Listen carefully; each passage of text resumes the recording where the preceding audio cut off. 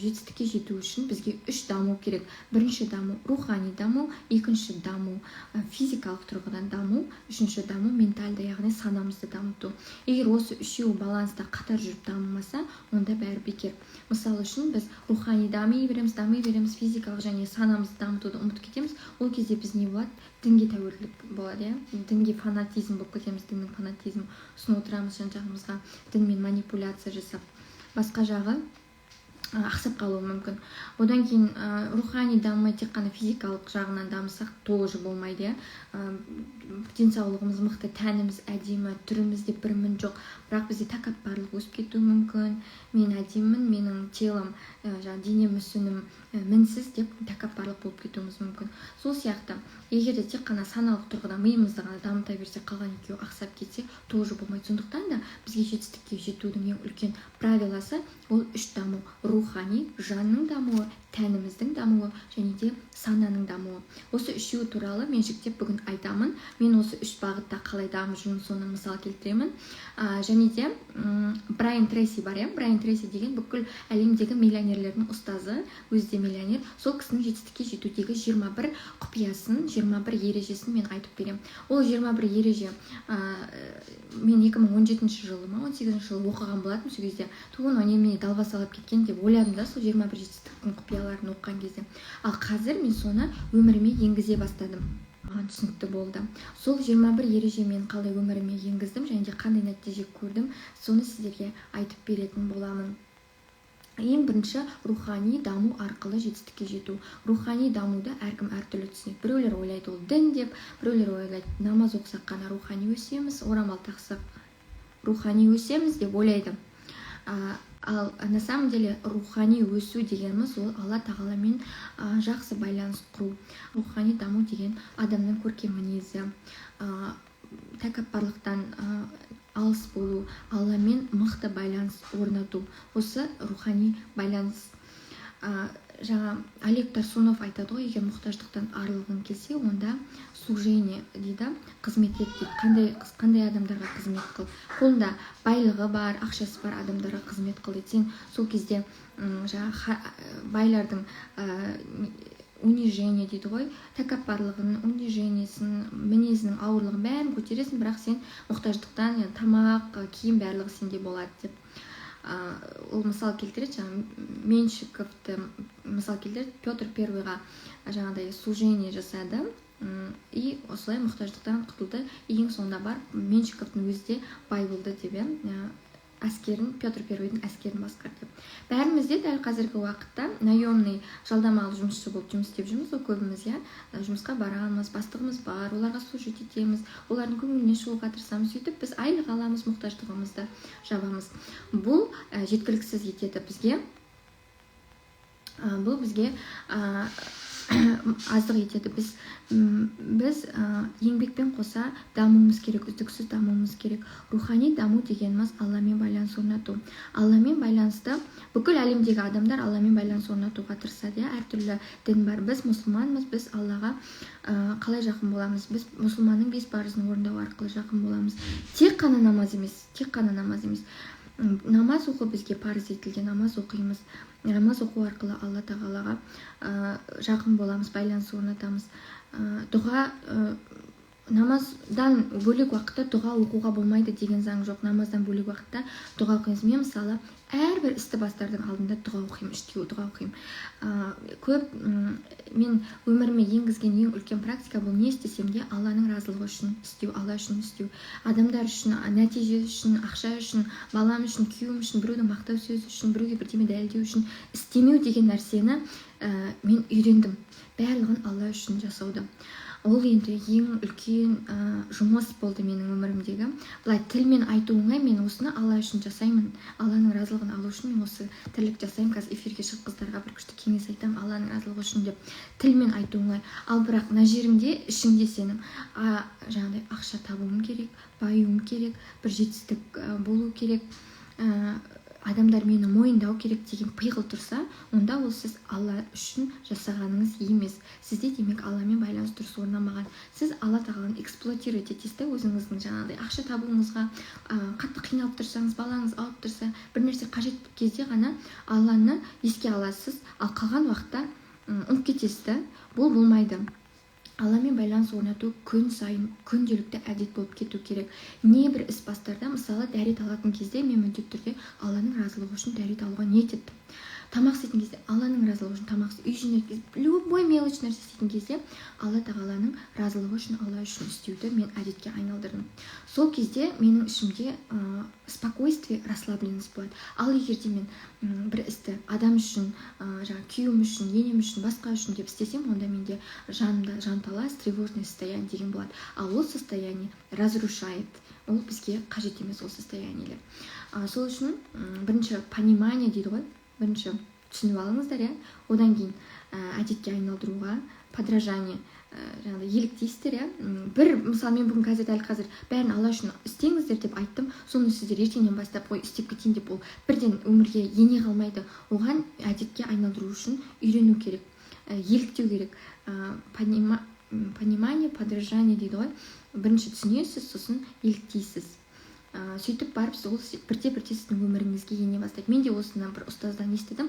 Бірден тыңдаған күннен бастап оны өміріме қолданып кете алған жоқпын. Мен оны бірте-бірте түсініп, бірте-бірте еліктеп, сол арқылы өміріме енгіздім. Қазір Аллаға шүкір, мен не істесем де, даже таңертең ерте тұру үшін мен Алланың разылығы үшін, Алла үшін деп ерте тұрып кетемін. Сол маған көмектесіп жүр. В общем, біз егерде біздің рухани дамымасақ, бізге жетістік туралы ойламауға болады. Рухани даму дегеніміз не? Тек қана Алла, ең бірінші пункті бұл жаңа айтып кеткен, Алламен байланыс орнату. Не істесек те Алла үшін істеу, дұға ету, кез келген нәрсе Алла тағаладан сұрау. Алла тағала айтады, бәтеңкенің бауында сұра, фирдаус жәннатында сұра. Мелочтан бастап крупныйға дейін любой нәрсені Алла тағаладан сұраймыз. Адамнан сұрамаймыз, адамнан дәмеленбейміз. Адамнан дәмеленсек, онда біз кедейліктің жетпіс есігін өзімізге ашып береміз. Сосын кедейліктің шығымауынан шыға алмай жүреміз. Сондықтан да бізде ең бірінші менің кеңесім және өзімнің өміріме пайдаланып жүрген әрекетім, ол кез келген істе ойымда Алла болу, Алла тағала үшін істеу, Алла тағаланы мадақтау, славить Господа деп айтады ғой. Шынайы көңілмен, тек тілмен емес, шынайы жүрекпен, шынайы ықыласпен. Сол екіншіден кішіпейілділік, смирение деп айтады орысша, үлкендерді сыйлау. Біздің өмірімізде егерде вертикальды отношение, яғни ол вертикальды отношение деген үлкендерге құрмет болса, онда біз өседі екенбіз, тағдыр бізді өзі өсіреді екен. Біз көп жағдайда орта жасқа келген кезде үлкендер, тіпті ата әжелермен сөйлескіміз келмей, оларды бала санап кетеді екенбіз. Ол өте дұрыс емес. Үлкендерге құрмет көрсету бұл жерде тек қана атаны айтылмайды. Сіздің айналаңызда көршіңіз бар ма, кім бар, барлығы бұл да рухани дамудың ішіне кіреді. Сіз оларға көмектесіп, жағдайын сұрап, көңіл бөліп, оларды үлкендерді қуансаңыз, Алла сіздерге разы болады. Және тағдырдың өзі сіздерді жоғары деңгейге, дәрежеңізді көтереді екен. Вертикальды байланыстарды реттеуге біз қаттарды, үлкен кісілерді, өзімізден жасы үлкендерді жатқызамыз. Бұл біздің қазақтың салт дәстүрінде де айтады. Қарттарым қазынам деп, қарттарды ерекше құрмет тұтып, батасын алу үшін әрекет жасау. Бұл қазақтардың негізгі психологиясында баяғыдан бар. Тек кейінгі кезде осы көп ұмытылып бара жатыр ма, или білмеймін, әйтеуір менің айналамда көбінесе үлкен кісілерді жаңағыдай сыйламайтын, қарттар үйіне апарып тастайтын сондай нелерді мен көп көретін болып жүрмін соңғы кезде. Бұрында мен Аралда тұрған кезде, кішкентай кезімде кәдімгідей ондай нәрсені вообще кездестірмейтінмін. Жалпы біздің Қызылорда облысында менің естуімше жетімдер үйі, қарттар үйі деген жоқ, өйткені біздің жақ салт дәстүрді қатты сақтанады. Рухани дамудың ішіндегі екінші пункт ол үлкендерге құрмет көрсету, бата алуға тырысу. Бата менен біз көгереміз. Үшіншіден, дұрыс режим, дисциплина, дәрет, дұрыс тамақтану, таза үй, таза киім. Осы рухани дамудың жетістікке жеткізетін біздің рухани дамудың үшінші пункті ол тазалық. Тазалық иманның жартысы. Имандылықтың белгісі тазалық. түнде төсекке жатқан кезде дәретсіз жатуға болмайды. Бұны ведалық ілімде тоже осыны туралы өте көп айтады, тазалық жөнінде. Даже біздің исламмен осы ведалық ілімде мен көп ұқсатамын. Исламда да айтады, дәретсіз жүрме деп. Дәретсіз жүрмеуді әдетке айналдырсаңыздар, сіздер рухани өсесіздер. Ал рухани өсетін адам ол ешқашанда еш нәрсеге мұқтаж болмайды. Ең біріншіден материалдық мұқтаждық жойылады. Сондықтан да дәретсіз жүрмеуге тырысып көріңіздер. Егер де болмай бара жатса, таңғы дәрет пен кешкі дәрет осы міндетті түрде осы екеуін. Енді ол любой қалада су үйіне суы ағып тұратын любой нормальный адам күнде таңертең және кешкісін дәрет алады деп ойлаймын. Егер де біз дисциплинамен жүретін болсақ, біздің санамыз күшті болады. Разум крепнет, ум успокаивается. То есть ақылымыз, сабырлық келеді бізге. Сондықтан да дисциплинамен жүруге болады. Егер де сіздер хочу тұрам сағат осындай уақытта, хочу осыншама көп тамақ жейм деп хачумен өмір сүретін болсаңыздар, дисциплина болмай бір күн былай, бір күн былай жүретін болсаңыздар, ол сіздердің хачуларыңыз, ол сіздердің желанияларыңыз емес, ол нәпсі. Оны Олег Тарсунов деген менің ұстазым деп сол кісіні айтып жүрмін қазір, өйткені көп сол кісіні тыңдаймын. Сол айтады, ол карма сіздің желаниеңіз емес, өйткені сіздің желаниеңіз сізді өсіргісі келеді, сіздің жетістікке жеткеніңізді қалайды. Ал дисциплинасы жоқ адам ешқашан өспейді. Ол сіздің нәпсіңізді, ол сіздің жаңағыдай кармадан келген минустарыңыз деп түсіндіреді да ол кісі. Сондықтан да дисциплина ең маңызды. Дисциплина туралы қазір физикалық даму, тәннің дамуы, тәнді дамыту туралы айтқан кезде тоже айтатын боламын. Сосын дінге бет бұру. Енді мен діннің фанаты бол деп айтудан аулақпын. Діннің фанаты болмасаңыздар да күн сайын Фатиха, Иқлас, Нас, Фалақ, Аятул Курси сүрелерін оқып жүруді әдетке айналдырсаңыздар, сіздер рухани дами бастайсыздар. Міндетті түрде мағынасымен түсініп. Зікір, истиғфар, салауат. Алла тағала, мен стористарымда өте көп осы жайында айтып жүрмін. Екі салауаттың арасында айтылған дұға міндетті түрде қабыл болады. Салауат дегеніміз өзіміздің ардақты пайғамбарымыз Мұхаммед Мұстафа саллаллаху алейхи уассаламға салауат айту. Салауат айта жүріңіздер. Осы егер де біз осылай рухани дамитын болсақ, онда біз еш нәрсеге мұқтаж болмаймыз. Барлығын Алла үшін істеу. Екіншіден, үлкендерге құрмет көрсету, көмектесу, халдерін сұрау, көңілдерін көтеру, батасын алу. Одан кейін дұрыс режим, дұрыс уақытта ұйықтау, дұрыс уақытта тұру, нәпсіге жол бермеу. Одан кейін дінге бет бұру, жаңағыдай дұғалар оқу, осының бәрі біздің рухани дамуымызға алып келеді. Одан кейін рухани даму бізде рухани дамытатын тағы да мынадай нәрселер бар. Ол қайырымды болу. Қайырымды болу дегеніміз садақа беру. Күн сайын таңертең ұйқыдан оянғаннан кейін каспи кезетте мен благотворительность харекет деген қорға 100 теңге лақтырамын. Кәдімгі тісімізді жуған сияқты күн сайын таңертең ұйқыдан оянған кездегі алғашқы әрекеттеріміздің бірі садақа беру. Алла тағаланың разылығы үшін садақа беруге ниет еттім. Сол біз күшті уақытта өмір сүреміз ғой, смарт уақытта, диджитал уақытта. Таңертең тұрдың, телефонды алдың, садақа бердің. Ол садақа беру үшін далаға барып, қайыр сұрап жүрген адамды іздеудің қажеті жоқ. Сол үшін рухани дамудың тағы да бір пункті деп есептесеңіздер болады. Жазып қойыңыздар. Таңертең тұрғанда тіс жуған сияқты, төсек жинаған сияқты 100 теңге садақа лақтыру. Егер де сіз садақа беруді әдетіңізге айналдырсаңыз, сіз еш уақытта кедей болмайсыз. Маңдайыңызға кедей болып жазып қойған болса да, сіз тағдырыңызды өзгерте аласыз садақа беру арқылы, дұға ету арқылы. Сондықтан да садақа беріңіздер. Садақа тек қана ақшамен емес, сонымен қатар жаңағыдай көмекпен, жақсы сөзбен, комплиментпен, хал сұраумен, үлкендерге құрмет көрсетумен де берілуі мүмкін. Одан кейін шүкірлік. Шүкірлік еткен адам Алланың барлық нығметтерін сезеді. Адамдарға да шынайы рахмет айтып үйрену керек. Адамға шынайы рахмет айтылмаған адам Алла тағалаға шүкір ете алмайды. Егер де күн сайын таңертең немесе кешкісін шүкір жазатын болсаңыздар, онда сіздердің жаңағыдай молшылық ыдыстарыңыз тола береді. Сіздер жоғары дисциплинада боласыздар. Бұл да менімен бірге сонау деп қояйыншы, 2017 жылдан бері келе жатқан әдет. Шынымды айтсам, 2017 жыл мен қазіргі менің 2022 жылдағы материалдық болсын, рухани болсын жағдайымды салыстырсақ, өте көп өзгерісті байқауға болады. Мен осы 2017 жылдары бір балам бар, көп шағым айтатын, шүкіршілігі жоқ, күпірлік айтатын сондай бір түрлі әйел болдым. Мен өзімді өзгерте алдым осы рухани сабақтардың арқасында.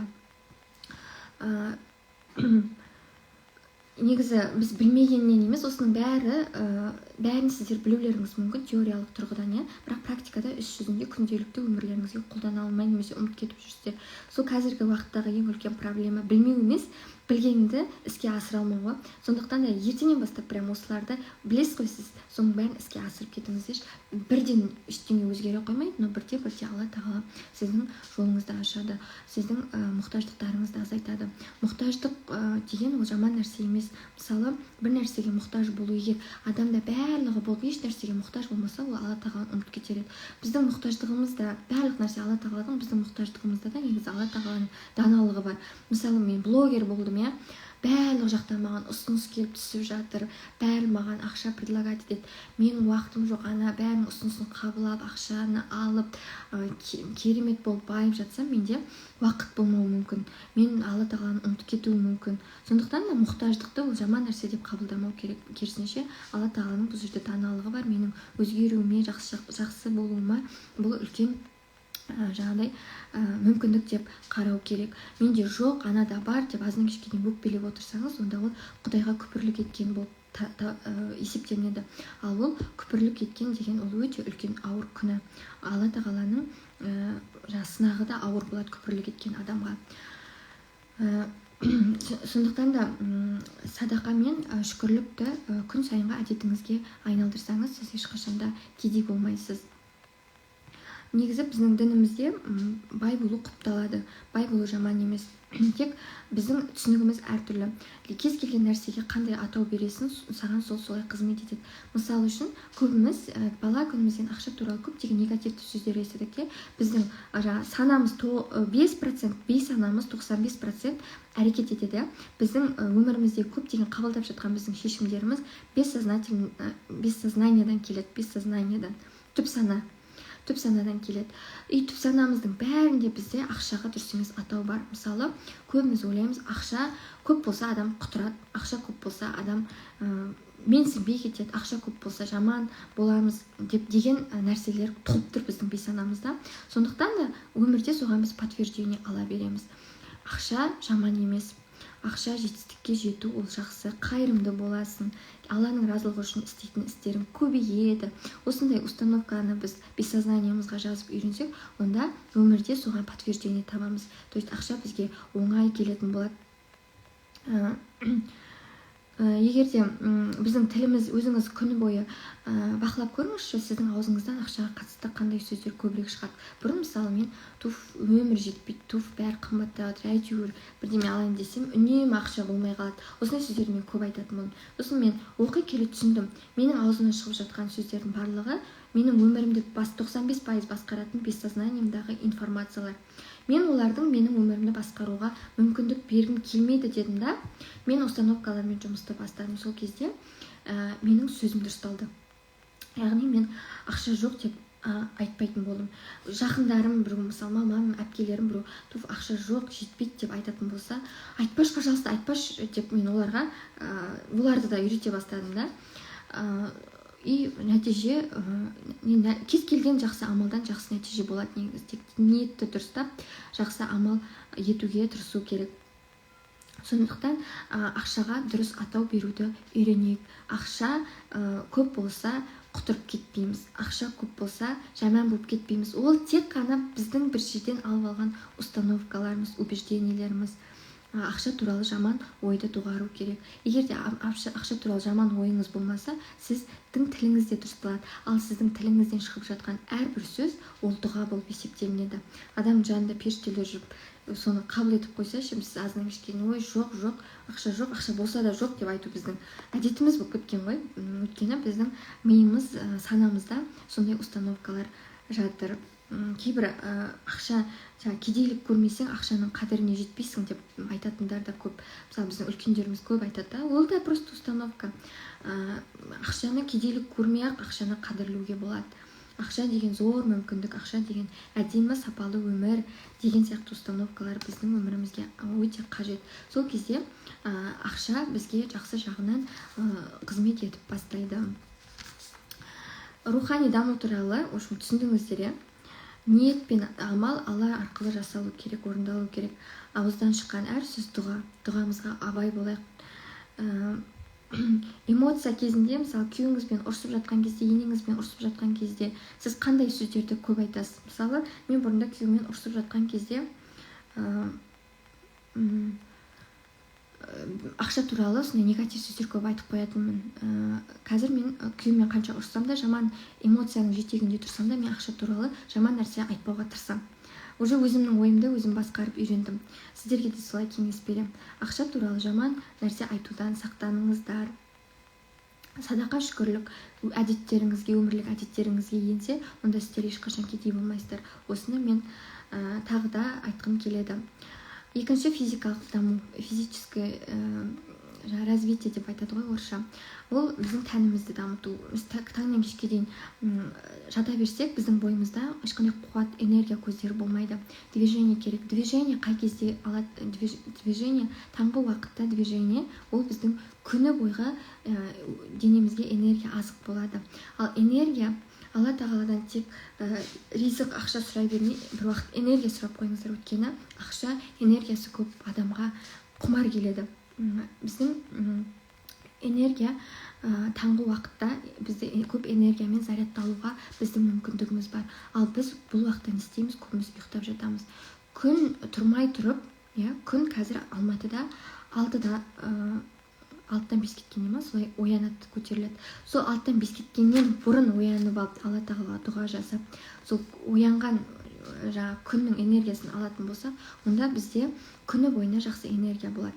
Егер таңда тұрып, дұға етіп, дұға жасап, күннен бұрын оянып дұға жасап, сосын 20 минут просто жаяу жүретін болса, бізде работоспособность, жұмыс істеуге қабілет оянады бойымызда. Біз күннен қуат аламыз. Далаға шығып жүретін болсақ, табиғаттың энергиясын өзіміздің бойымызға сіңіре аламыз. Далаға шығып просто отырсаңыз, ол энергиясын бойыңызға енбейді. Именно жаяу жүрсеңіз, жүгірсеңіз, неңізге, бойыңызға энергия енеді. Егер де 40 минут жүретін болсаңыз, онда сіздің настроение, көңіл күйіңіз күні бойы көтеріңкі болады. Көтеріңкі көңіл күй дегеніміз, ол мықты зарядталған энергия. Ондай энергияға ақша оңай келетін болады.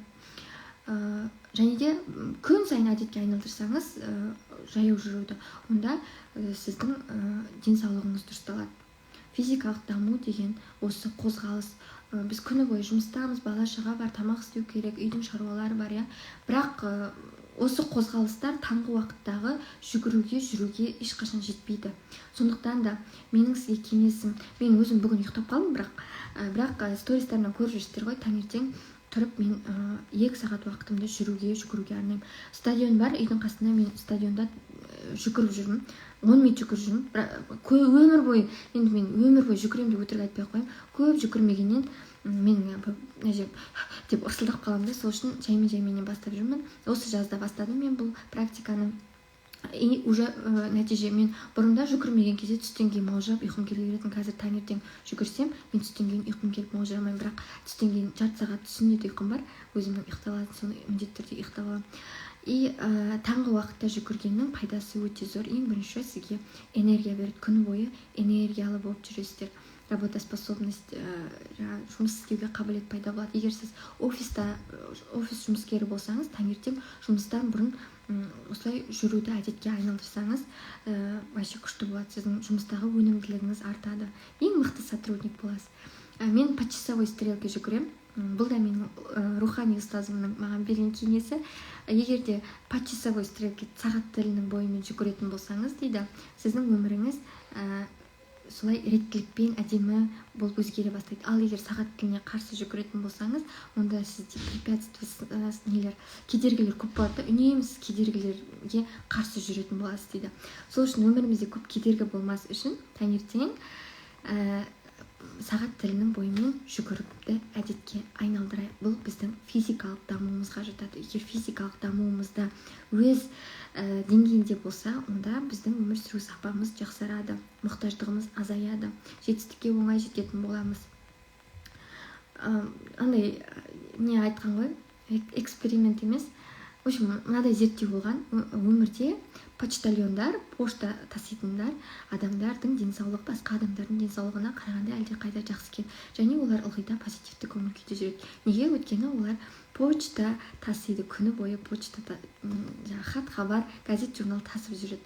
Қазір енді ондай қызмет түрі бар ма жоқ па білмеймін, бірақ почтальондар көбірек өмір сүреді екен. Жалпы жаяу жүретін адамдар көбірек өмір сүреді. Сондықтан да прям ертеңнен бастап кез келген нәрсені, кез келген идеяны 72 сағат ішінде іске асырмаса, ол идея болып қалып қоя береді, ол орындалмаған іс болып қалып қоя береді. Ал орындалмаған іс біздің энергиямызды нетеді, бостан-босқа кетіреді. Сол үшін де менен қазір сіздер осы информацияны естіңіздер ма, таңертең жүгіру керек, сағат тілімен 20 минуттан бастау керек деп. Соны істеңіздер. Әйтпесе істемесеңіздер, ой істеу керек еді десеңіздер, сіздің энергияңыз далаға слив болып ақ кетеді просто так. Сол үшін менімен бірге таңертең күннен бұрын оянып дұға етіп, енді таң намаз ғой, таң намаздан кейін жүгіріп қайтуды әдетке айналдырыңыздар. Одан кейін физикалық дамуды айттым. Тағы айтамын, бірдеме айтамын деп ойланып тұрмын. Комментарийді бір қосып, сіздердің жағдайларыңызды бір сұрап жіберейін. Жалпы эфир қызық болып жатыр ма? Дұрыс түсінікті айтып жатырмын ба?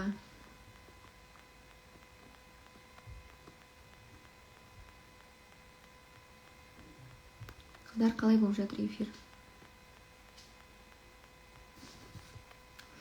Жаңа рухани дамуға мынандай нәрсені айтып болды, ұмытып кеттім. Күпірлік, шүкірлік туралы айтып жатырмын ғой. Егер де біз туысқандық қарым-қатынасты үзетін болсақ, бұл күпірлік әрекетке саналады екен.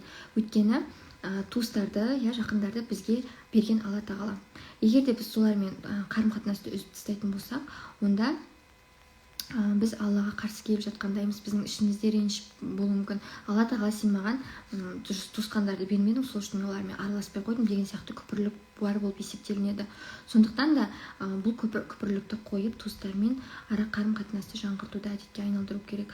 Бір әкеден, бір шешеден туған бауырлар бір-бірімен араласпайтын жағдай болса, онда ол өте жаман. Бауырлармен татулық самое главное. Жаңағыдай ризықты көбейтудің бір пункттері деп біліңіздер, туыстармен қарым-қатынасты жаңғырту. Эфирді инстаграмға сақтамайым, ютубқа жүктеп қоямын. Тағы да қысқаша осы кезге дейін айтып кеткендерге нақты тоқталсам, ризықты көбейту үшін ең біріншіден дұға. Таңнан бұрын, күннен бұрын оянып дұға ету, күннен энергия алу, пиғылымызды, пейілімізді дұрыстау, ниетіміздің барлығы Алла үшін болу керек, адам үшін. Балам сауығып кету үшін Алла тағаладан сұраймын, дұға етем. Балам үшін ғана дұға етеміз, балам сауыққаннан кейін дұға етуді қоям деген нәрсе болмау керек. Ниетіміз дұрыстау керек, амалдарымыз ниетке байланысты. Ниетіміз дұрыс болса, амалымыз дұрыс болады.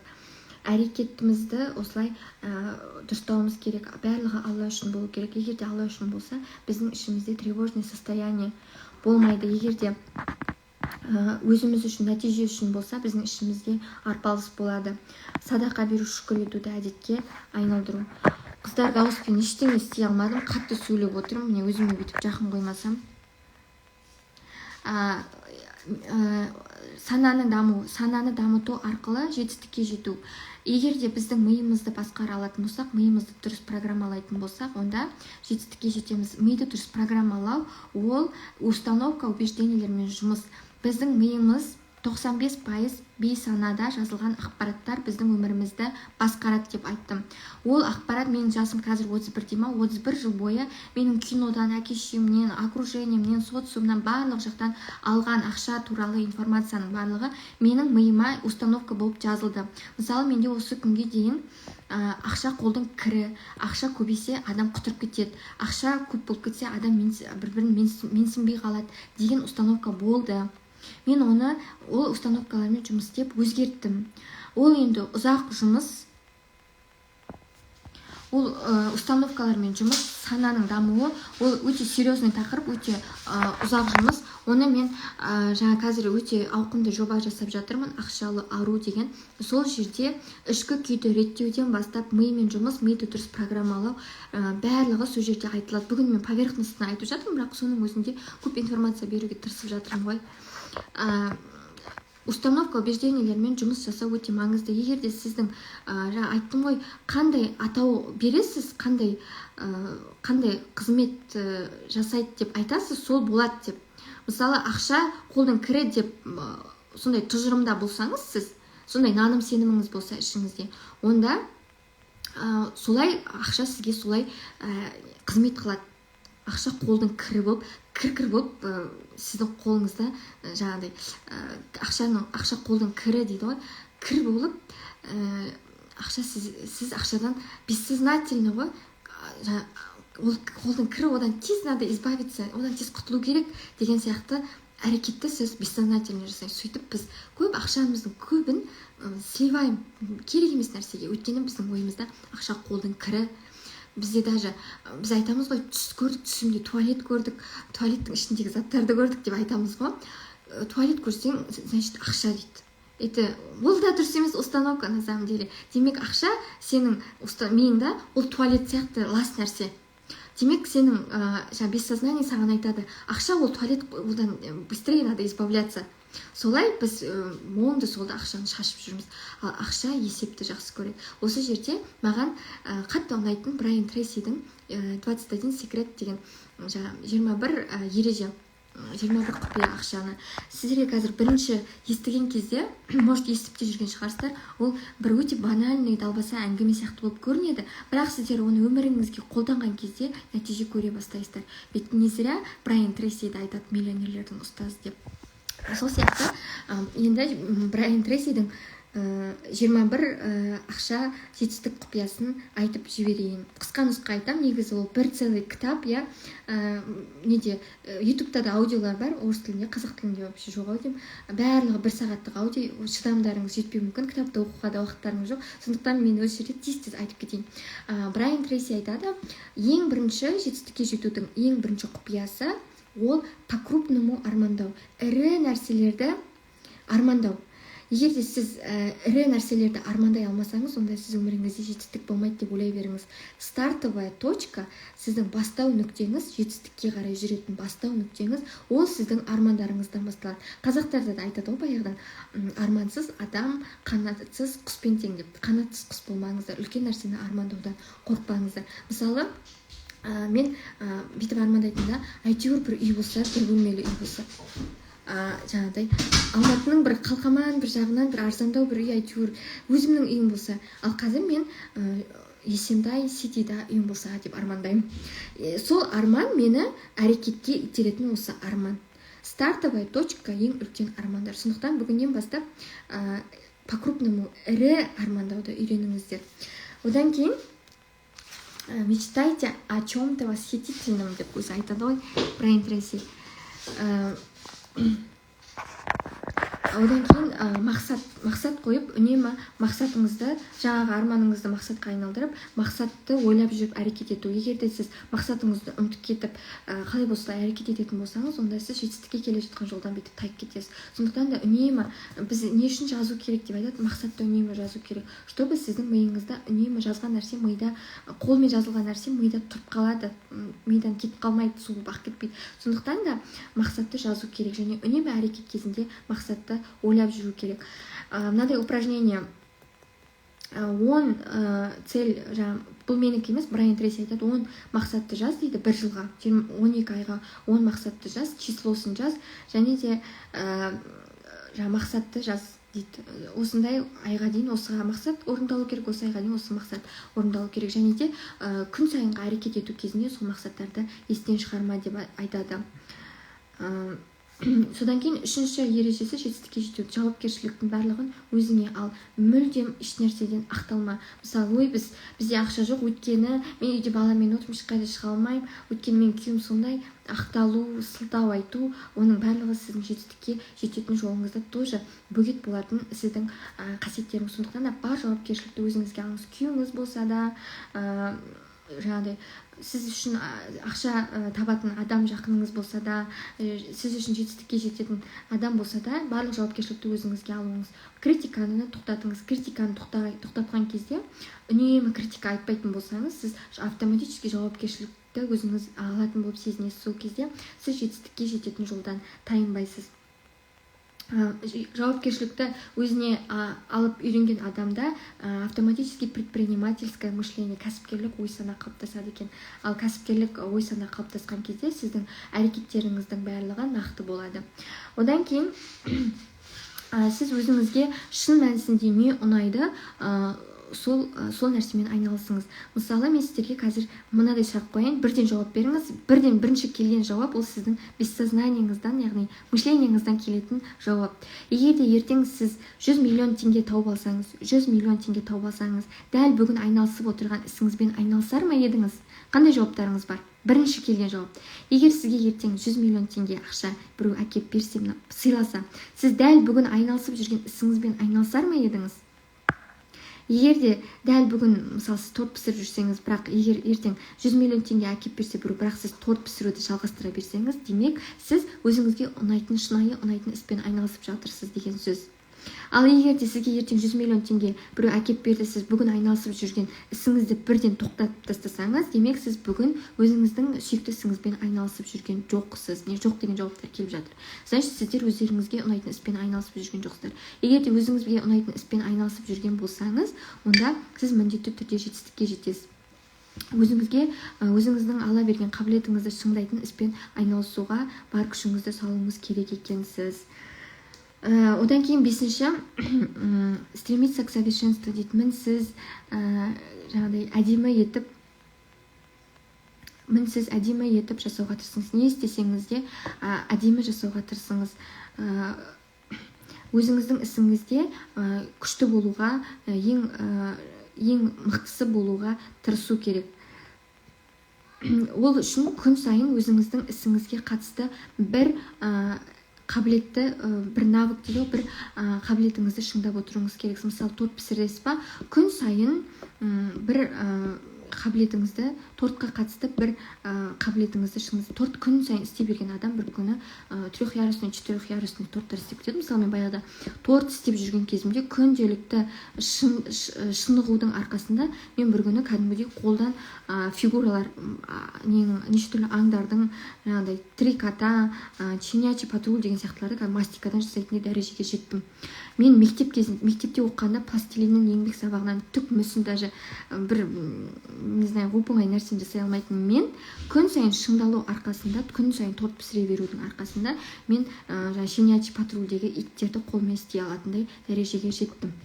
Сондықтан да өзіңіздің ісіңізде жаңағыдай профессионал болуға бар күшіңізді салу, күн сайын бір нәрсені игеруге, жаңа қабілеттерді игеруге күн сайын машықтанып отыруыңыз қажет. Брайан Трейси айтады. Екіншіден, алтыншы ереже, трудоголиктің мышлениясын дамыту, еңбекқор адамның мышлениясын дамыту. Еңбекқорлық керек. Енді бұл айттым ғой, Брайан Трейсидің айтқан әңгімесі банально көрінуі мүмкін маған да. Мен бұны білемін деп ойлағам осы 21 осы кітапты оқыған кезде. Алтыншы ереже, еңбекқорлық мышленияны дамыту керек. Яғни еңбекқор адам болу керек. Мысалы, аптасына 40 сағат жұмыс істейтін адамдар байымайды екен. Кәдімгідей 8 сағаттық жұмысыңыз бар, аптасына 40 сағат жұмыс істейсіз. Ал егер де аптасына 40 сағаттан көп уақыт жұмыс істейтін болсаңыз, онда сіздің баюға, жетістікке жетуге мүмкіндігіңіз бар. Миллионерлердің барлығы, Брайан Трейси айтады, аптасына 59 сағаттан 70 сағатқа дейін жұмыс істейді. Мен білем, торт арқылы, осы тортпен айналысатындарды көбірек зерттедім. Торт арқылы байитын адамдардың көбісі бір тортты жасауға бір емес 2-3 күн уақыт кетеді. Представляете, қандай еңбек? Бір тортты жасау, бір күні начинкасын істейді, бірінші күн бискеттерін пісіреді, одан кейін сборка жасайды, оформление. Ол өте көп сағаттық жұмыс.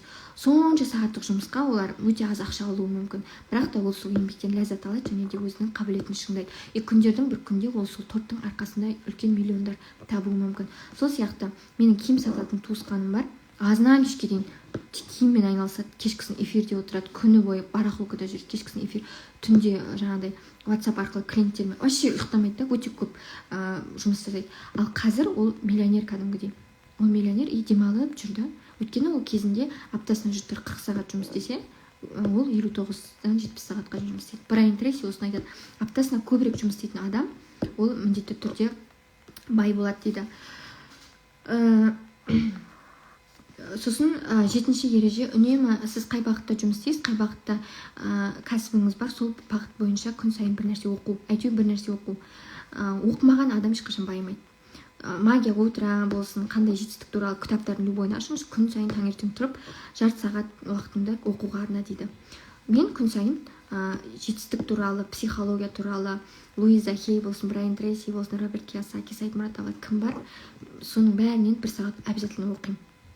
Әр жерде кітап жатыр. Дәл қазір Марина Таргакова, уж балалар бетін сызып, Марина Таргакованың кітабын оқып жатыр. Қайталап оқып жатыр. Сол сияқты, егерде күн сайын бір 24 сағаттың әйтеуір бір жарты сағатын оқуға арнасаңыз, сіз күндердің күнінде жетістікке жетесіз. Бұл жетістікке жетудің 7-ші ережесі деп түсіндіреді Брайан Трейси. Сосын 8-ші ереже, бірінші өзіңізге төлеңіз. Ол дегеніміз не? Жинақ қорын қалыптастыру. Фонд, өзіңіздің жеке фондыңыз, депозитке салу. Бұны Саид Мұрат Давлатов та көп айтады. 10%, мысалы, сіз бүгін 8.000 теңгеге торт саттыңыз ба, 800 теңгесін қорыңызға салып қойыңыз. Ертең сіздің балаңызға бір 10.000 теңге көрімдік берді ма, ол да табыс қой, үйіңізге түскен. Оның 1000 теңгесінің 10%-ын жаңа қорыңызға салыңыз. Сөйтіп қорыңызды көбейтуге атсалсыңыз. Қатты қажеттілік болса да ол қорыңыз тиіспеңіз, ұмытып кетіңіз. Сол қорды жинаған кезде сіздің ішіңізде сенімділік пайда болады. Сіздің аузыңыз ақша жоқ деген әңгімені айтпайтын болады. Өйткені сіздің ішіңізде жаңағы қорыңызға деген сенімділік бар. Егерде қорды жинап бір бастасаңыз, азартқа түсіп кетесіз. Егерде $100 жинайтын болсаңыз, оны 7%-ке көбейтсеңіз, сіз күндердің қалай айтып жүреді? $100 жинасаңыз, оны 7%-ке көбейтсеңіз, сіз бірнеше уақыттан кейін $1 миллион жинай аласыз. Сондықтан да бүгіннен бастап, бүгін қандай табыс таптыңыз? Бүгін айлық түскен шығар 150.000 теңге. 15.000 теңгесін алыңыз да салыңыз қорыңызға. Сосын ұмытып кетіңіз. Келесіде премия түсті ма 200.000 теңге, 20.000 теңгесін алыңыз да салыңыз қорыңызға. Қор сізге сенімділік береді. Қор сіздің бейсанаңызға ақша бар деген сигнал жібереді. Ақша бар деген сигнал болған кезде сіз ақша жоқ, жетпейді деген нәрсені айтпайсыз. Ал жаңа мен айтып кеттім, ауыздан шыққан әрбір сөз ол дұға. Сондықтан да 10% Брайан Трейсидің 8-ші жетістік ережесі 10% кез келген табысты қорға жинау. Қоры бар адам өзіне сенімді адам, өзінің жетістігіне сенімді адам. Әр тиыныңызға ұқыпты болыңыз, есептеңіз. Қымбат покупкаларды кейінге қалдыра тұрыңыз. Қор жинап алмайынша қымбат покупкаларды кейінге қалдыра тұрыңыз. Егерде қор жасап алсаңыз, сіз өзіңіздің табысты болуыңызға сенімді боласыз. Бірақ ақша керек болып бір әдемі көлік көп қалып, қорыңызды мен сияқты бытышын шығарып жүрмеңіздер. Өмір бақи 10% несін қорға жинайтын адам күндердің күнде $1 миллионер болады. Брайан Трейсидің жетістік құпиясының 8-ші ережесі.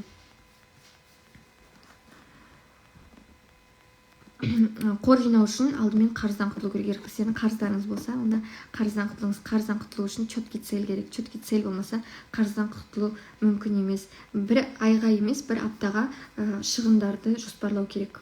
Сол кезде жоспар болса, қарыз жабылады, қор жиналады. Қор жиналған кезде, жаңа айттым, күндердің күнінде сіз $100 жинасаңыз, 7%-ке көбейтсеңіз, күндердің күнінде ерте бастасаңыз, сіз күндердің күнінде $1 миллионер боласыз деп сендіреді Брайан Трейси. Өзіңіздің айналысып жүрген ісіңіз туралы көп біліңіз. Мысалы, тортпен айналысасыз ба, торттың трендтері туралы көп біліңіз. Мен мысалы қазір рухани сабақтар, мен психологиямен көп айналысып жүрмін. Осы жайында көп білуге күн сайын тырысып жүрмін. Мысал келтіріп айтатын болсам, егер де сіз мысалы налоговыйда жұмыс істесеңіз, онда жыл сайын 1 январда налоговый кодекс жаңарады ғой. Налоговый кодекс жаңарған налоговый кодексті білсеңіз, онда сіз по-любому отличаться етіп тұрасыз қасыңыздағы сотрудниктардан. Мен өзім налоговойда жұмыс істедім. Мен өзім вообще ешқайнатса сорпам қосылмайды салық кодексімен. Журналист болып кірдім ол жерге. И мен жаңағыдай салық кодексін түсінуге тырысатынмын да. Жаңарса бірден изменение налоговом законодательстве дегендерді бірінші айтуды мен андай авторитет санадым да сол кезде. И соны бірінші біліп алып, недегі салық кодексіндегі жаңартуларды бірінші біліп алып, бірінші айтуға коллегаларымнан бүйтіп ерекшелік қылуға тырысатым. Сол кезде кәдімгідей сенім артатын да маған. Мысалы, серьезный хабар сияқты телеканал келіп интервью, салық кодексі туралы интервью беретін кезде, может, сен айтасың деп. Сондықтан да Брайан Трейсидің 9-шы ережесі, мен оказывается баяғыдан өміріме қолданыппын. Өзіңіздің салаңызға қатысты жаңалықты бірінші болып біліп отыруға тырысу. Егер де сіз өзіңіздің салаңыздағы жаңалықты бірінші болып білсеңіз, онда сіз жетістікке жетесіз. Одан кейін біреуге қызмет ету 10-шы. Біз бәріміз адамнан күн адаммен, әркім әйтеуір біреу үшін қызмет етеді. Біз клиенттер үшін жаңағыдай саудасы бар, несі, магазины бар адамдар клиент үшін қызмет етеді. Клиент тоже Алладан келген саған нығмет десе болады. Алла тағала саған сол клиент арқылы саған ақша жіберуі мүмкін. Сондықтан да служить етуден, қызмет етуден қашпау керек. Егер де біз қызмет етсек, шынайы қызмет етсек, сервис дейді ғой, мықты сервис көрсете алсақ, онда клиент арқылы Алла тағала бізге ақша жібереді. Не ұсынсам болады, қандай жаңа нәрсе ұсынсам болады, сосын үнемі ойлап жүру керек кәсіпкер деген. Олардың қажеттілігін зерттеу, клиенттерге, мысалы мен киім сатам ба, клиенттерге қазір күз мезгілінде не қажет, қазір не актуален болып жатыр. Қазір мысалы киім сататын болсам, мен твидовый пиджактар актуален болып жатыр. Демек сұраныс бар, демек мен жақсы сапалы твидовый пиджактар әкеліп сатуым керек деген сияқты. В общем, клиенттердің қажеттілігін өтеу, қызмет ету адамдарға бұл 10-шы ереже. 11-ші ереже адалдық, шынайылық. Өзіңе бірінші адал болу, екіншіден өзгелерге адал болу. Не нәрсе жасасаңыз, сенімділікпен, адалдықпен жасасаңыз, онда сіз жетістікке қарай тезірек жетесіз. Одан кейін 12-ші өзіңіздің жасап жүрген ісіңіздегі жаңағыдай басымдылықтарды арттырып, бір нүктеде болу. Ол үшін 3 сұрақ керек. Бірінші, менің құнды міндетім не үшін маған төлейді, неге мені жалдайды, және де басқалардың ерекше болу үшін мен не істеуім керек. Осы 4 сұрақты ойланып жүріп, сол сұрақтардың жауабын өтеу үшін әрекет ету. Жұмыстан басқа нәрсеге алаңдамау. Жұмыс кезінде жұмыстан басқа нәрсеге алаңдамау. Мысалы, көбіміз жұмыс істеп жүреміз, бірақ та небір түрлі нәрсеге. Мысалы, мен жұмыс істеймін деп кетемін да, жаңағыдай курсыма дайындалып отырамын да, қымбат жаңағыдай баяғыда сатылған курстарымды қайтадан ашып, жаңа нәрселер жасап, үй ортасында инстаграмға кіремін да, біреудің өмірін қарап кетемін. Жұмыс кезінде еш нәрсеге алаңдамау керек. И мен уақытым бәрі зая кетеді да. Балам жылап қалады, сосын балама келемін, сосын уақытым, күнім босқа кетіп қалады. Сол үшін Брайан Трейси айтады, четко біл дейді, четко біл жұмысыңды, және жұмыс уақытында еш нәрсеге алаңдама. 13-ші жетістікке жетудің ережесі тез, мынандай слайдта жасап қойым керек еді. 13-ші үлгермедім бүгін слайд жасап. 13-ші жетістікке жетудің ережесі ол тезірек әрекет ету. Мысалы, жаңа айттым ғой, мен бір нәрсе біліп алдым ба, бір идея келді ма, 72 сағаттың ішінде іске аспаса, ол қалай береді, солай іске аспа. Ал ол мида энергия жаңағыдай орындалмаған іс болып тұрады, и ол сіздің энергияңызды тауса береді деп. Адамның миы 5 қабаттан тұрады. Ең бірінші қабаты оперативный қабат. Сол оперативный қабат ең бірінші түскен информацияны 72 сағаттың ішінде орындамаса, ол екінші қабатқа жібереді. Долгосрочный ма?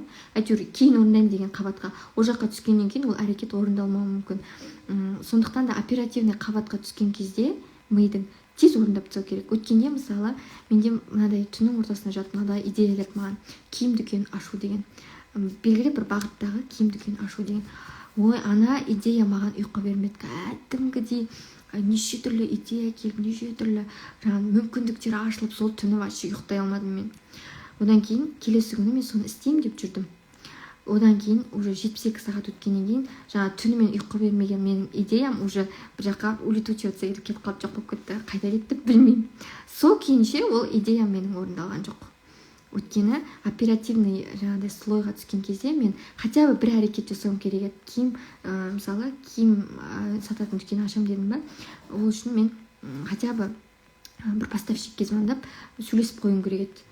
Сол кезде менің оперативный жаңағыдай слойға түскен информация әрі қарай маған әрекет жасауға мүмкіндік берер еді. Мен оны ешқандай әрекет жасаған жоқпын, тек армандап, ойлап, идеяны ойша ойлап қойдым и все. На этом закончилось. Менің энергиям далаға кетті. Бір түнім ұйқысыз, сол эйфория состояниеда ойлаумен өтті. Бәріңізде сондай кездер болады ше, түнде керемет болып бизнес ашатын болып ұйықтайсыздар, таңертең ештеңеге желание жоқ болып. Өйткені миды бұл дұрыс пайдаланбау, миды дұрыс басқармаудан болады. Вообще жалпы ұйықтар алдында ондай идея ойлап, эйфория состояниеге түсу дұрыс емес, ұйқыны қашырады. Жылы жаңағыдай душ, сүтке қосылған бал, жылы и сөйтіп ұйықтап қалу керек. Бұл енді қосымшаға, бұл Брайан Трейси айтпайды, жаңағыдай тез әрекет ету деген Брайан Трейсидің несінен айтып жатқаным ғой. И мүмкіндік келді ма, тезірек реагировать ету. Маған мысалы мүмкін киім дүкен ашу маған Алла тағаладан келген идея шығар, иә. Мен тез реагировать етпедім, өзім тормозить еттім, өзімнен болды кінәнің бәрі. Сондықтан да, мен оны мысал үшін айтып жатырмын ғой. Сондықтан да мүмкіндік келді ма, тезірек әрекет ету, 72 сағаттың ішінде хотя бы бір шаг жасау келген идеяға. Одан кейін 14-ші мына нәрсені білу. Әр кезде, кез келген уақытта құлау болу мүмкін. Және кез келген уақытта кәдімгідей көтерілу мүмкін. То есть спад и жаңағыдай не дейді? Спад құлайсыз, короче, келе жатсыз жетістікке қарай кез келген момент құлап қалуыңыз мүмкін, немесе кез келген момент аяқ астынан көтеріліп кетуіңіз мүмкін. Соның екеуіне де дайын бол дейді. То есть құлау болса қатты депрессияға түсіп, ойбай, қолымнан келмей түсу, бәрін тастадым деп кетіп қалмауыңыз керек. Немесе қатты көтеріліп кетсеңіз, расслабиться етпеуіңіз керек. Все, менің жұмысым өзінен өзі жүріп кетті, керемет болып жатыр, Алла өзі беріп жатыр деп расслабиться етіп, өзіңіздің ісіңізге жаңағыдай назар аудармай кетуге, расслабиться етуге болмайды дейді. В общем, 15-ші самодисциплина. Мұны мен жаңа әңгімемнің басында айттым, дисциплина керек. Дисциплина болмаған жерде әдеттер қалыптаспайды, дұрыс әдеттер қалыптаспайды. Сондықтан да дисциплина деген бір уақытта тұру, бір уақытта жату, уақытымен жаңағыдай орындау кез келген істі. Я, взлет и падение. Одан кейін 16-ші өзіңіздің гений екеніңізге сену. Мысалы, мынадай жаңағыдай Брайан Трейси деп айтады да, егерде мынадай убеждение болса, никто не лучше вас, никто не умнее вас деген убеждениеңіз болса, онда сіз жетістікке жетесіз дейді.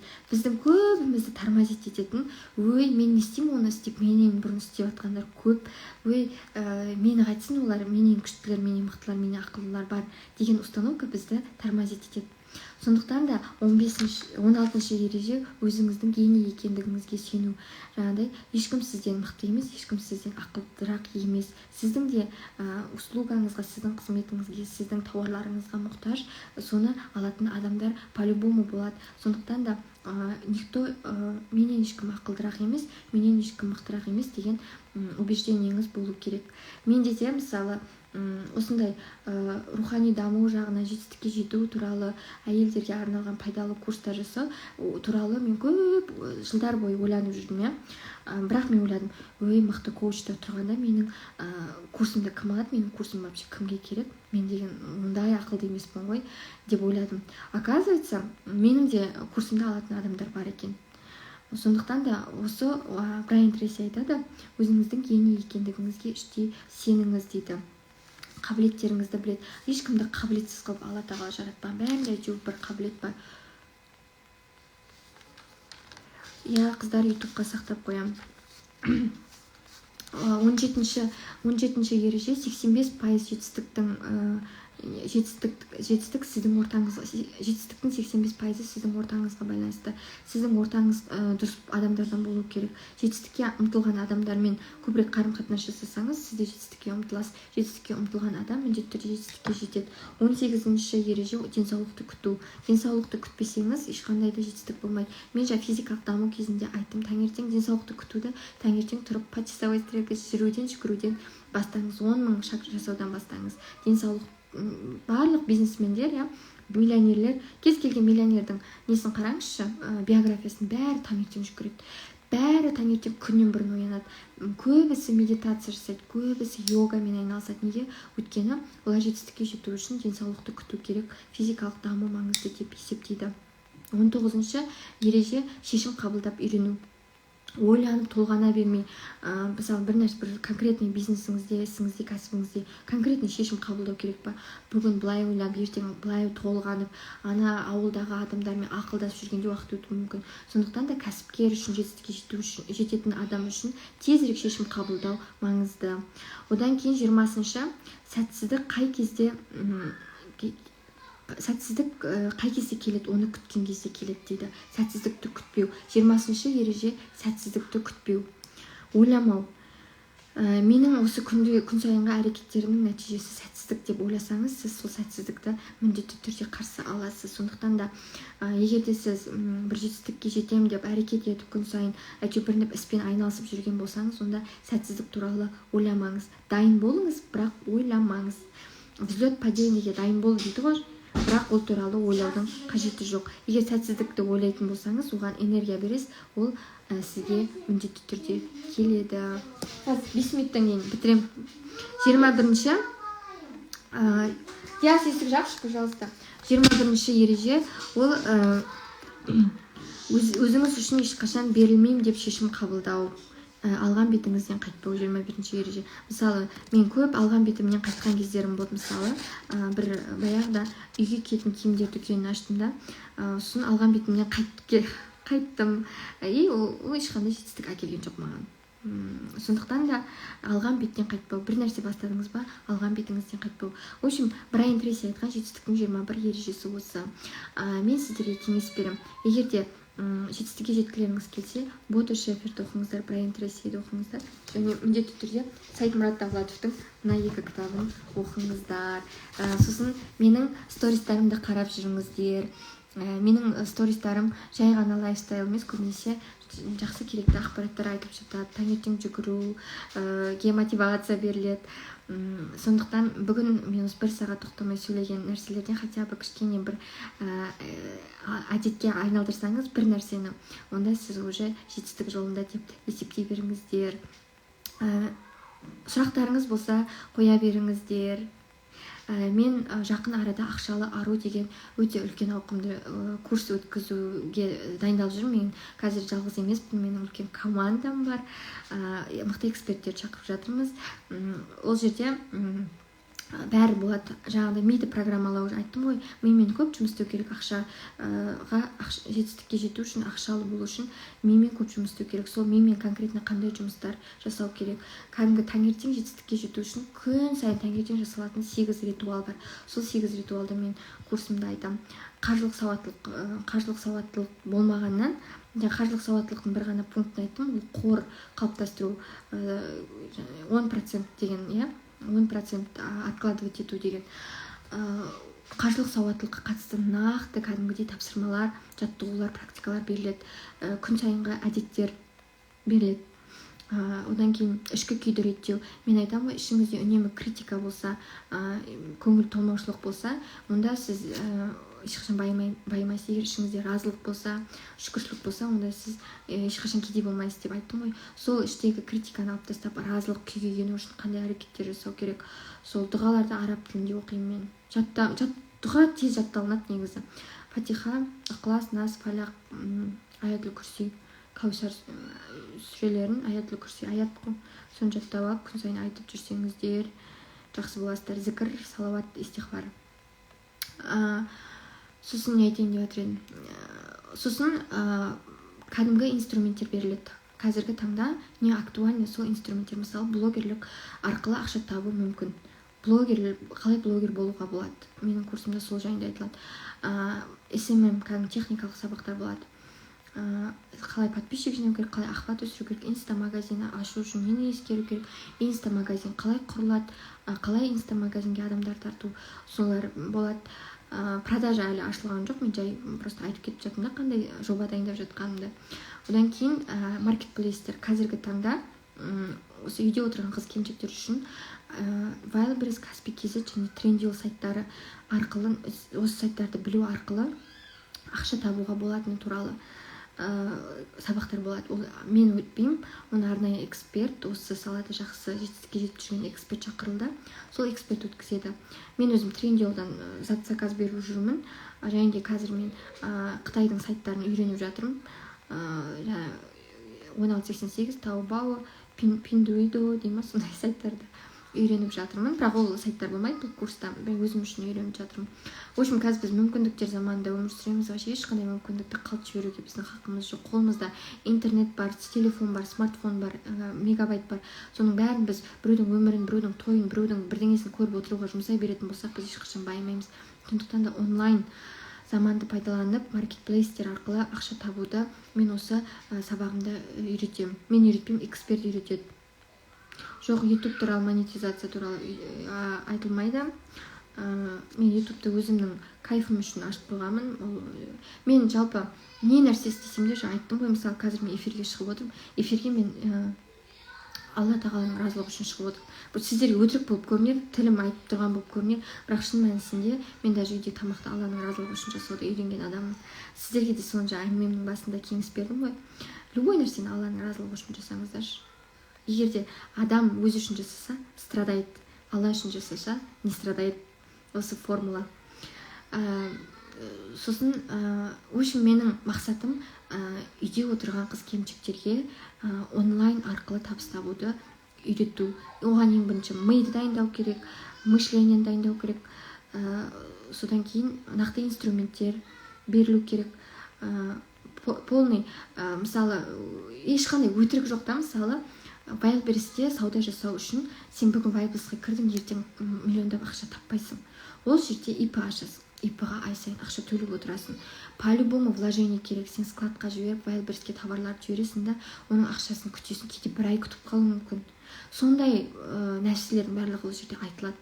Ойбай, бәрі керемет, бәрі күшті, сен табыс табасың, табыс тауып кетесің деп бүйтіп нетпеймін да, как сказать. Все по-честному, в общем, қыздар.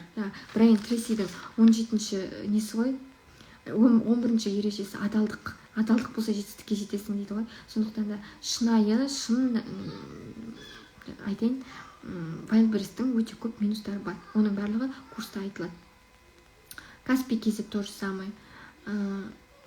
Прям миллиондап ақша табатын нәрсе, жаңағыдай, не дейді, волшебная палочка жоқ.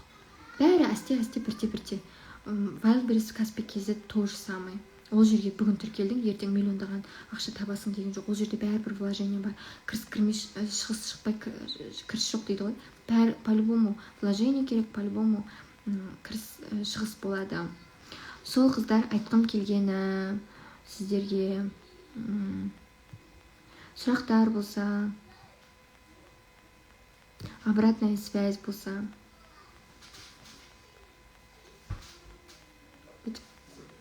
шығарып қоям деп ойлаған ба? Ол болмайды екен. Ана кім бар ғой? Меган Маркл ма? Королевская семьядағы келін бар ғой? Сол үнемі бүйтіп жүреді ғой. Сол сияқты қойып қойған ба? Болмайды екен ол маған. Көршім жаным дейді. Асия, саламатсыз ба? Аралдағы көршім. Алла разы болсын. Қыздар, бүгінгі эфир ұнады ма сіздерге? Жалпы осы стористе айтатын күн сайынғы әңгімелерім ғой. Просто соны асықпай отырып айттым. Сайдмұрат Давлатов, любимый коучым. Ең менің стратегия мышления, жоқ, стать богатым может каждый деген менің өмірімде бүйтіп сызып оқыған кітабым шығар. Былай тоже банальный нәрселер айтатын сияқты, бірақ іске асырған кезде шынымен нәтижелі нәрселер айтатын көресіздер. Брайан Трейси мен Сайдмұрат Давлатовтың көп әңгімелері бір-біріне ұқсас. мне кажется, Саидмурат Давлатовтың ұстазы Брайан Трейси. Ол просто басқаша түрде жеткізеді да. Мысалы мына жерде жаңа айтыпты, окружайте себя львами, өзіңді арыстан адамдармен қорша дейді да. Арыстан адамдар, олар мықты адамдар, целеустремленный адамдар дейді. Жаңа Брайан Трейси 21 құпияны айтты ғой, соның 18-ші құпиясы окружение, жетістікке жететін адамдармен өзіңді қорша. Бұл Саидмурат та соны айтып тұр да. Сол принцип 72 сағат принципін кімде айтып, Саидмурат Давлатов та айтыпты. Егер де ойыңа идея келді ма, хотя бы бір қадам жасамасаң, дейді 72 сағаттың ішінде, онда провал. Сол. Қыздар, онда мен сіздермен қоштасам. Мына эфирді YouTube каналдан көруге болады. YouTube-қа сақтап қоям. Саидмурат Давлатовтың «Стать богатым может каждый», одан кейін «Стратегия мышления богатых и бедных людей» деген екі кітабы менде пока. Негізі Саидмурат Давлатовтың кітаптары өте көп. Менде электронный кітап бар. Гениальный, как расти гениального ребенка деген ба. В общем, сол кітапты 23 беттен тұрады, 28 беттен тұратын кітап. Сол кітапты оқыған ананың баласы ешқашан кедей болмайды дейді. Сол кітапты оқыңыздар. Инстаграмға салып қой. Телеграм каналыма жүктеп қоямыз. Телеграм каналымнан алып сол кітапты оқыңыздар, кеңес беремін. Стать богатым может каждый. Стратегия мышления богатых и бедных людей. Сосын мой гениальный ребенок. Мой гениальный ребенокты неге салып қоямын телеграм-каналыма. 23 бет қазір осы эфир біткеннен кейін осы эфирдің буымен сол кітапты оқып жіберіңіздер. Қыздар, мен сіздермен қоштасам. Ертең емес арғы күні тағы эфирге шығамда қарыз туралы, рассрочкаға зат ала беру, өзімізді қымбат нәрсеге лайықты санамау, сол туралы айтқым келеді. Сол, в общем, всем пока.